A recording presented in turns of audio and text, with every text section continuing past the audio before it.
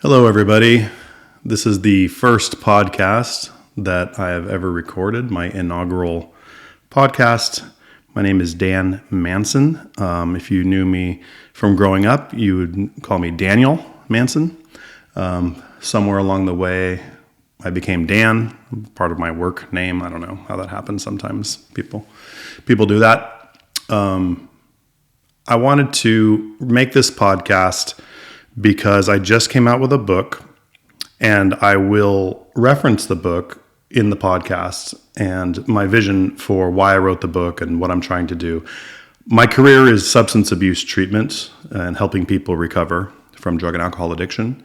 But my message is broader than that. I believe I can help people who are struggling with addiction, certainly, but also try to speak to a broader group of people. Okay, so throughout this podcast, I'm going to go over some things that are important to me and what I think are important to people getting better generally, whether it's from addiction or from anything that they could be struggling with. So my background a little bit, I've worked in the substance abuse treatment industry for 26 years. I've been a counselor, I've been a case manager, and I have been an administrator of treatment programs. Since about 2003, I've been running rehabs in California and been running teams of people who are treating people and multiple facilities, inpatient, outpatient, detox, sort of the whole thing. And lately I have not interacted personally with a client in many, many years, but I work with the people who interact with the clients. And that has been an interesting transition, but that is where I'm most comfortable. I enjoy business, running business, and my goal is to, grow a company that can help many, many more people. Interesting story that I'll get into more about Alleviate down the road is that we have a unique program. It's different. It's not your typical 12-step type approach. We look at things a little bit differently, and that will be what I talk about throughout this podcast mostly. And my purpose really is, I took a note here. I said, well, why am I doing this? And I said, we need to take people who are victims and slaves to these drugs and alcohol and pull them out of it and help them remember how powerful and strong they are. And then I took a look at a broader picture. If people cease to become victims, then our country would be stronger. If people can have faith in themselves and become better people, stronger in their own lives and communities, work hard, develop themselves, we will have done a great thing for the country. And so what I mean by that is that it's not just about using drugs or alcohol or not. And if you listen to my book or you read my book, you will know that I really don't have a moral issue when it comes to drugs. In other words, if someone wants to drink, okay, I don't care. Who am I to judge them? If someone wants to smoke weed or, do cocaine, it doesn't matter to me. I am not trying to be the morality police. I'm not trying to tell people what to do with their lives. I'm not trying to do any of those things that a lot of times people think about when they think about, drug rehab or just say no or these kinds of things. In my mind, people can do whatever they want, but sometimes people lose themselves. Sometimes people become a slave. We know that drugs and alcohol can be addictive. I don't think I was ever addicted. I've done plenty of drugs in my life, and I don't think I was ever really addicted. And I do believe that some people do have I don't know if it's a gene, genetics, or it's, something from their childhood, what they witnessed or whatever it is. I don't really know. But I know that some people can drink and keep it together and will go their whole lives and probably never have a problem. And some people can't. And, just like some people can work out and keep a fitness regimen and look healthy their whole lives, and some people struggle with that their whole lives, right? Everybody is different. So my message is not to judge anybody for what they choose to do, but to alleviate their suffering if they are trapped. If they have become the victim of a substance or of a behavior or of something that is not serving them. That's what I want to try to do, help them out of that. So when I talk about addiction, this message could be broader. There are people who have behavioral health issues. They may have eating disorders. They may have anxiety or depression, or they may cut themselves, or they may be suicidal, or, so I think all of these principles can apply to any suffering, which is my goal. And society likes to compartmentalize things. Oh, well, do you have a drug addiction or do you have an alcohol addiction? Do you have opioid use disorder or, cocaine use disorder? And it's like, whatever, it doesn't matter. They're struggling. That's the overall thing. Something's going on. We need to fix it. And so I want to take a broader approach, step back, no judgment. Again, I'm not the morality police. I love that line. You are free to do what you want. But if your actions are affecting people, like you get behind the wheel drunk and you run over people, that is a problem. Okay? So personal choices, up to you. Start to hurt other people, it's a problem. So that's sort of where I draw the line, and I think that's pretty reasonable, that what most people would agree with these days. So I also wrote that I believe that those who can be saved are worth saving, even though it is a numbers game. And when I say saving, I don't mean saving like religious. I mean saving from their struggles, from addiction, right? And, if you haven't done this type of work before, it can be daunting. It is a numbers game. What does that mean? It means that of the people that you treat, not everyone will make it. In fact, in many programs, a majority, almost 100% will not make it. At Alleviate, a much higher percentage will make it, but still not everyone will. Some may need to come back for treatment again. Some may continue to struggle. Some may overdose and die after they've come to your program, even multiple times, right? It's just, that's how it goes. And it can be difficult sometimes, counselors and clinicians can struggle with that. It's like, wow, I put all this work into this guy. I thought he was going to make it. Boy, too bad. But you got to get up in the morning and help the person in front of you. And, to anybody, not just Alleviate, but to anybody who's working in the treatment industry, I applaud you, because it is not easy to understand that the people in front of you that you're trying to help may not make it. But you're trying to help them anyway, because you're trying. You're giving them a chance. Some will make it. And if we stopped our work and we just said, well, we can't save them all, so why bother trying? Well, that doesn't make any sense at all. So anybody in the industry, pat on your back from me, because I know how hard it is. And another point I wanted to make was that, I really don't care if you became sober through 12 steps. If you did a Christian program, if you did some other type of program, if you did a non-religious program, such as Alleviate, it doesn't matter, right? Like, we're friends. Like, if you believe that people can get better and that recovery is a good thing and that you're trying to alleviate suffering of people, right? We all need to be on the same page. Like, we may have different methods, but that's okay. The result is the same.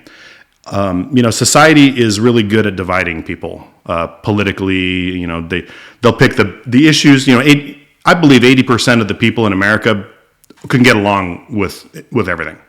But the media and society will focus on, and politics will focus on the 10 or 20% of the things that we have disagreements on, and they really push that button to divide the people. My hope is that we can all unite more.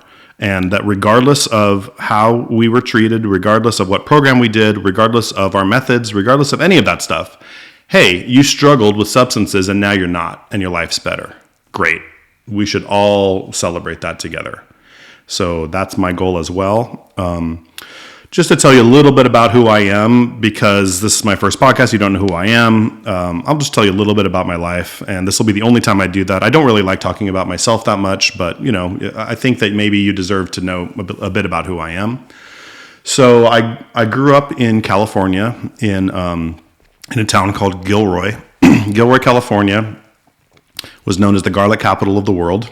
They have a garlic festival every year. I think they actually don't do it anymore, which is very sad. But my whole life growing up in Gilroy, you could smell garlic as they harvested and things like that. It was a cool little town. So it's about half an hour south of San Jose, California.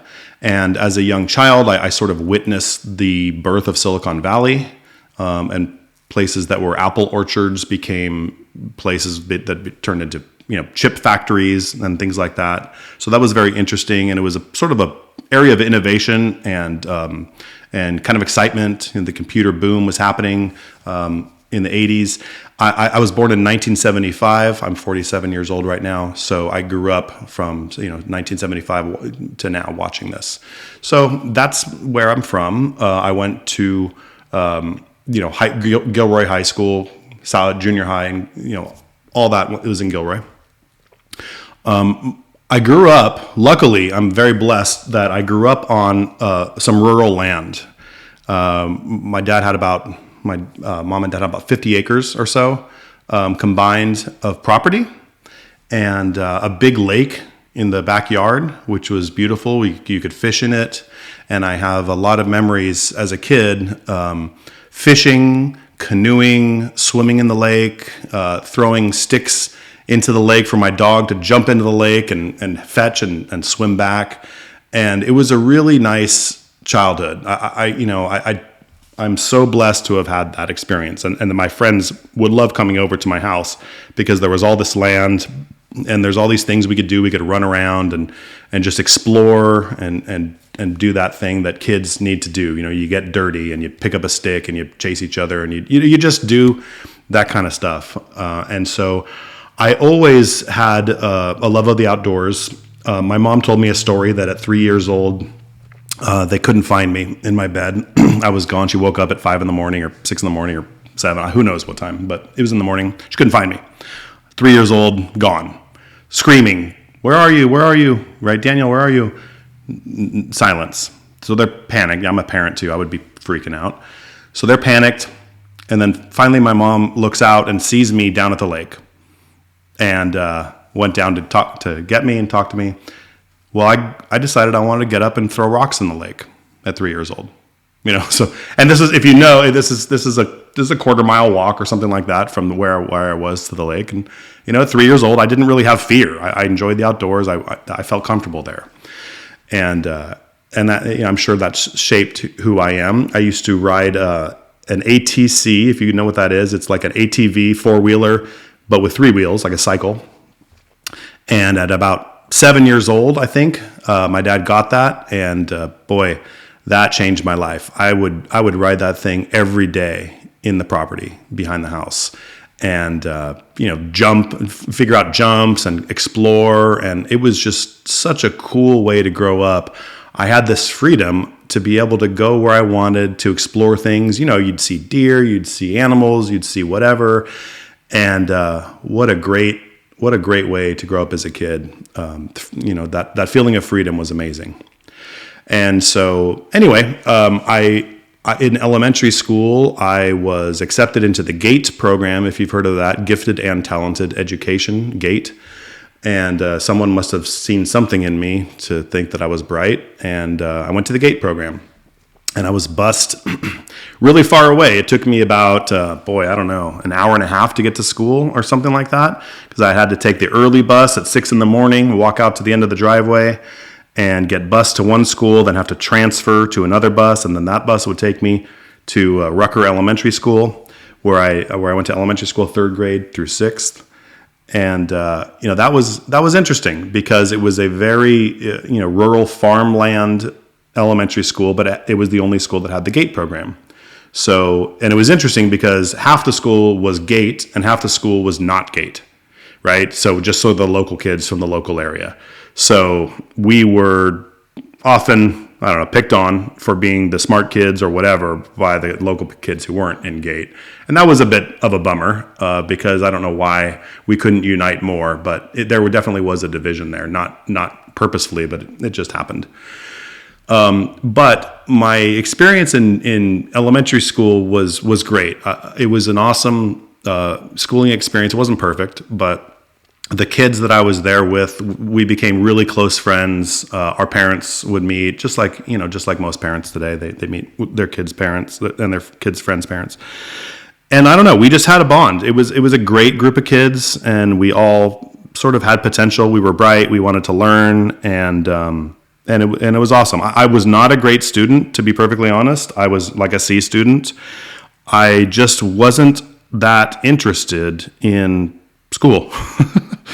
I mean, I enjoyed learning, and I enjoyed what I liked, and I didn't enjoy what I didn't like. And I was not disciplined enough to, when I didn't want to do that work, to buckle down and do it. So, if it was a subject or something I was interested in, I would probably get an A. If it was something that I was not interested in, I would do the bare minimum to get a C or something like that. And I would envy the kids that would get straight A's because I just thought they were smarter than me, but really they just applied themselves and they were disciplined, because I could have done it if I wanted to. But that trend continued throughout junior high and high school, kind of remained that sort of B, C student. What I found that was interesting as I looked back on my life was that I did the best in classes where the teacher was engaged the most, was the most passionate. And, it didn't matter if I hated a subject. If the teacher really liked it, then I really liked it and I was interested in it. So I don't think that's unusual. I think that most kids, if a teacher is very engaging, then they're going to engage their students. And, I think one of the worst things out there is these teachers that don't want to be there. They're punching their clock. They have tenure. They're just riding it out. And these kids are just in a class where they're bored to tears and they're given assignments like a robot. That's awful. And I remember most of my teachers being like that, unfortunately. Well, I would say maybe half. But definitely the ones stand out that I remember that were engaging, passionate. They kind of went into it like, I'm going to educate these kids. I'm going to inspire them. I'm going to do my best. And I felt that. I think teaching is a lot about energy. Can you harness energy and give that to the kids? And then when you get them energized like you are, you can teach them whatever you want to teach them because they want to learn. And people aren't stupid. And I'm lucky that back then they didn't prescribe, Adderall and stuff like that, or label kids ADHD if they screwed off in class, because I definitely did that a lot. I was a clown and I wasn't interested. So, I'm a Gen Xer. That definitely, I grew up without a cell phone, without the internet. Really grateful for that, because I see, younger people, younger generations are much more connected to technology, which is good in some ways, but it's not good in some ways. I think that can be an overwhelming thing as well. So yeah, I remember, the Nintendo Entertainment System came out when I was in elementary school, and that was all the rage, right? Super Mario Brothers and all this stuff. The 80s music, was amazing. So that's my jam. The 90s came out when I was in high school. So, Nirvana and all that kind of stuff. I played sports in high school. I played football. I did wrestling. I did track. I was not a great athlete. I was sort of like my academics. I was average. I tried hard. I worked hard. I did good sometimes, but I didn't excel. I didn't play college sports or anything like that. I just kind of did okay academically and throughout school. I enjoyed the social setting of school. I enjoyed friends. I enjoyed, meeting new people and things like that. And that was a good experience.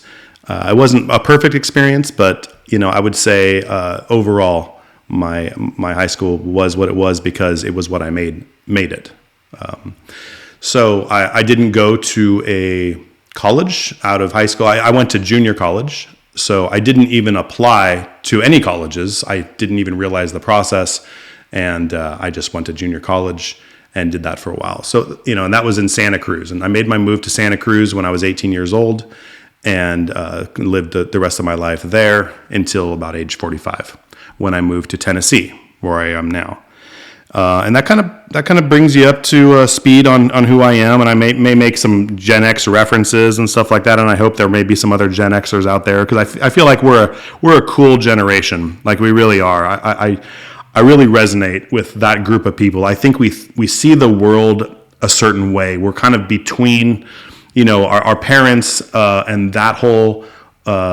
That their life pre-internet, pre-cell phones. We sort of saw the cell phones and internet come into play and watched the life change. So we were sort of on the cusp of that. And I think it's a really interesting generation. I think we remember what it's like, those principles of hard work and things like that. whereas the newer generations seem like, no, work smarter. And, you can be an Instagram influencer and make $1 million when you're 17 and that whole thing, which I think is a real weird way to look at life. But to more power to people that are successful doing that. There's a lot of things they do that I don't understand and are light years beyond me. But I do feel that sometimes technology is trying to replace something that's real and organic and authentic about life. And I kind of feel like Gen X has sort of a foot in both eras, for lack of a better word. Anyway, I'm not going to talk too long. These are going to be short podcasts of 10 to 15 to 20 minutes. I don't even know how long I've been talking now. I'm not going to have a goal of how long it's going to be. I'm just going to talk until I'm done. But, I'm going to talk about addiction treatment. I'm going to talk about my book. I'm going to talk about things that I believe people need to hear. And my message, I believe, is pretty different from what's out there. At least I hope it's different. I hope it resonates with you. I'm not really worried about numbers of followers or subscribers or anything like that. I'm really just focusing on impact. And what I mean by that is I'd rather have 20 people who really resonate with my message and are engaged and enjoying it than thousands who just subscribe.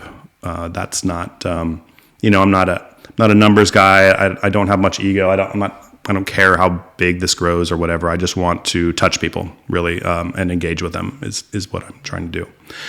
One last thing about it is I'm not in a professional studio by any means. In fact, I live out in rural Tennessee right now, about an hour outside of Nashville.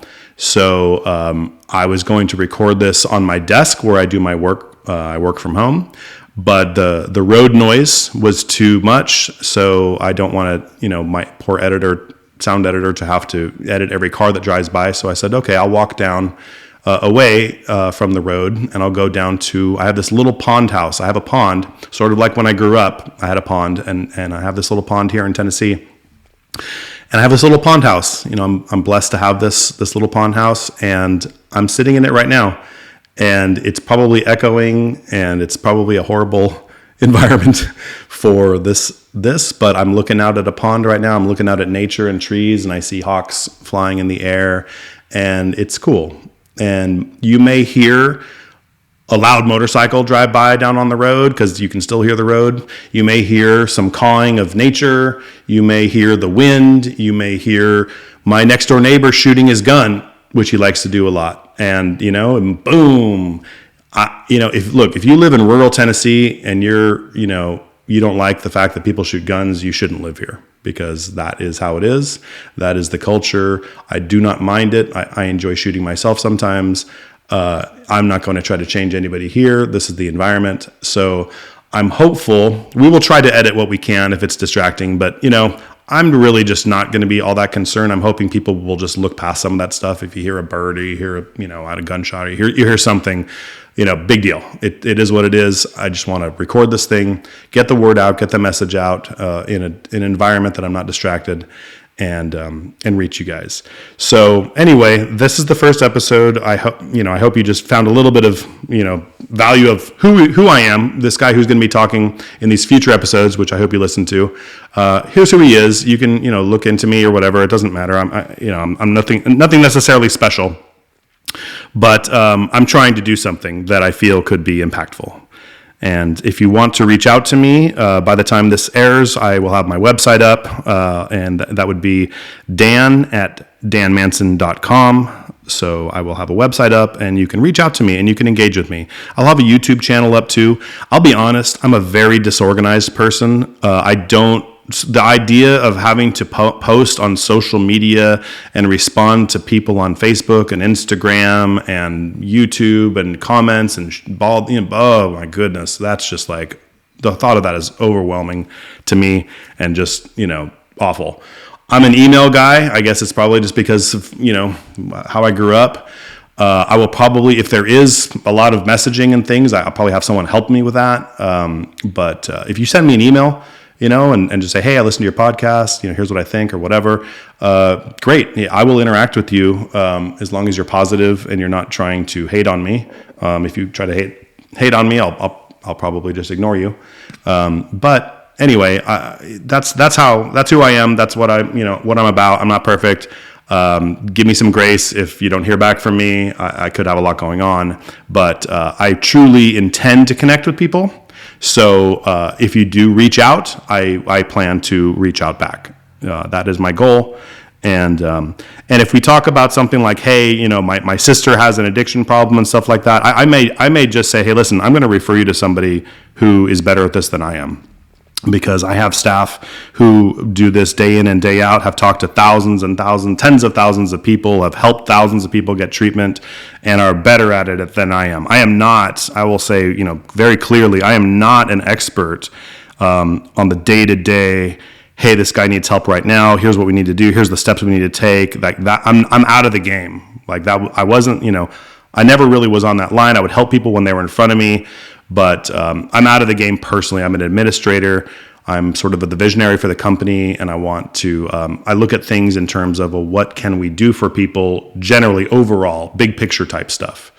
So anyway, that's who I am. That's what I'm trying to do here. I will cut it off because I don't want to ramble, which I probably already am, and I'm going to cut my next episode, which will go into more content about addiction treatment. Thank you. And guys, as always, if you're struggling with addiction or you have a loved one who's struggling with addiction issues, drugs or alcohol, feel free to call Alleviate 833-33-SOBER. That's a toll-free number. I bought it to make it easy to remember.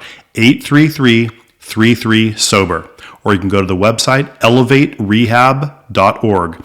If you type .com, it'll go there too. But elevaterehab.org. And if you want to reach out to me personally, feel free to send an email to dan@danmanson.com.